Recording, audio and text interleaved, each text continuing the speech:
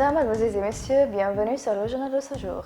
La Chambre des représentants reprendra sa session officielle aujourd'hui lundi de la ville de Benghazi, dirigée par son Excellence le deuxième vice-président du Parlement, M. Ahmed Houma, afin de compléter les points de l'ordre du jour.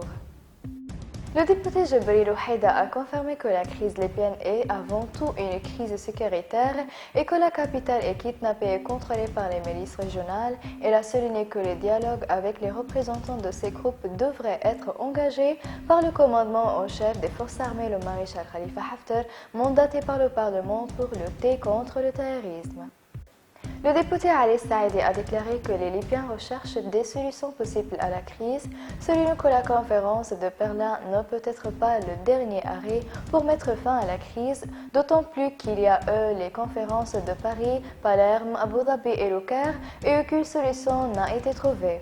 Saïdi a déclaré dimanche qu'il existe une grande division au sein de la communauté internationale, en particulier au Royaume-Uni, qui est le véritable sponsor des groupes terroristes. Il a souligné que la présence de la Turquie dans ce dossier, qui est l'un des principaux sponsors et partisans des terroristes, prolonge la crise. Le commandement en chef des forces armées, le maréchal Khalifa Haftar, s'est réuni dimanche lors de sa participation à la conférence de Berlin sur la Libye. Il a rencontré la chancelière allemande Angela Merkel et le président français Emmanuel Macron au siège de la chancellerie de la capitale allemande.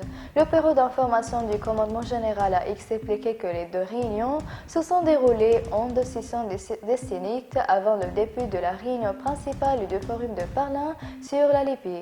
Au cours des deux sessions, le commandement en chef a souligné les principes nationaux.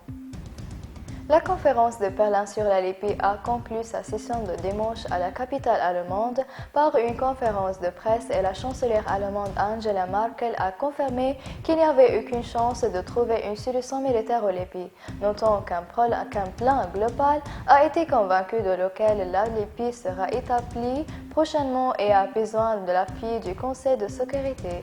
Merkel a déclaré que tout le monde était d'accord pour que l'embargo sur les armes soit respecté, sinon la solution militaire resterait. Elle a ajouté que les problèmes ne peuvent pas être résolus en une seule journée, mais il est nécessaire de lui donner une nouvelle impulsion, soulignant que la route vers la paix en Libye est difficile et d'empêchement.